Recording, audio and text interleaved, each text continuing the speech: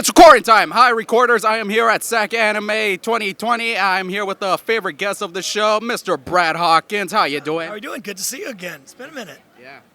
How awesome is this guy? You're awesome, Brad. Thank you so much. I appreciate it. I don't know if this is where I say how awesome I am. No, but I'm just glad to be here, man. SacAnime is this is a great turnout, man. They said like over 11,000 people for this event, and the organizers have been phenomenal. The setup is great. The communication's great. Everybody's been polite. It's my first anime. So I've been doing mostly Power Ranger, Comic Cons and things involving VR Troopers and Power Rangers, but this is my first one really behind Goblin Slayer. So the success of that show got me an opportunity to come here. It's my first anime.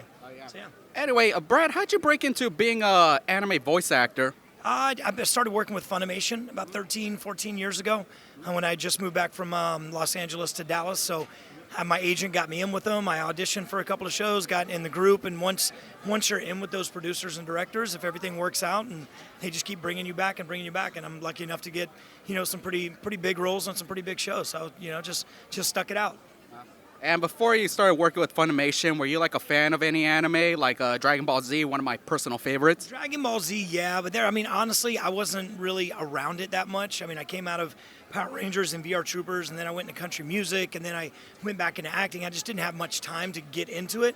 But now that I am, it's like it's a part of my life. Like it's a real big part of my life, and I'm literally, I just walked through the whole convention center over there, and it's everywhere. There's just so many characters and shows everywhere. It's cool. Anyway, other than like your acting career, I think you say you run a sushi business. What's that like? Yeah, I have Sushi Marquee. It's at the Star in Frisco, Texas, and we're celebrating year number 2. We just got our 2nd year anniversary under our belt, so everything's going great. It's an 80s, 90s throwback, a tribute, kind of a time capsule, and amazing sushi and cocktails. And it's doing really well. So I'm blessed. And a final question. Last year we just celebrated the 25th anniversary of VR Troopers. Like, for some reason, not a lot of people remember the show, but it's like the diehard fans. Yeah. Of course, I myself was probably 2 when it came out, and of course I don't have memory of it. Yeah. Anyways, now with Hasbro owning the brand, do you hope they well, I think Hasbro owns the property, or it's unclear, but hopefully newer merch like T-shirts like this or come out. What do you hope comes out from the show? Who knows, man? With them, having ownership of it, maybe there's a resurgence, but I don't expect anything. It'd be a surprise to me if there was, because Power Rangers was the world-dominated success. We were kind of the step brother, So it was okay.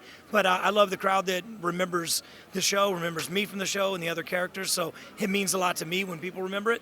I kind of get lumped in with the Power Ranger guys, and I did the voice of Gold Ranger Zeo, so I have a little bit of ancestry in there. So, but it's cool, man. If it happens, it happens. I'm not expecting too much, but it is pretty cool. 25 years, that's a hell of an accomplishment. Actually, a final question. Yesterday, you compared your character on Goblin Slayer to the Mandalorian. How's it feel seeing those comparisons? Yeah, it's just that mystique, something about a helmet. It was true with Power Rangers. It was true with Mandalorian. It's true with Goblin Slayer.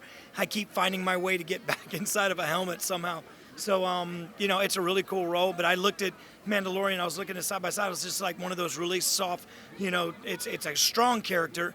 But whether he says something or not, it's just more in the presence, and I think that's sometimes even more mysterious and alluring, than knowing who the person is behind the helmet.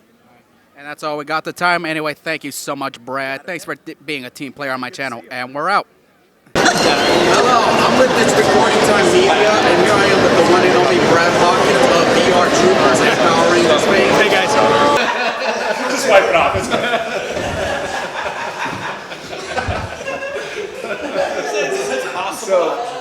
Come over here real quick, Azim, with this one. Brad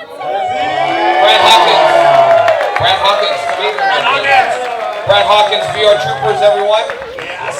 VR. There you are. Hey, first of all, I don't know who else is, if anyone else is watching over here, but thank you guys for coming. I know, you guys are part of the series. Before and after me, Brad, actually, I know we're talking about Turbo, but he was going to be the White Ranger. I was going to be on VR Troopers. Good thing we made that switch.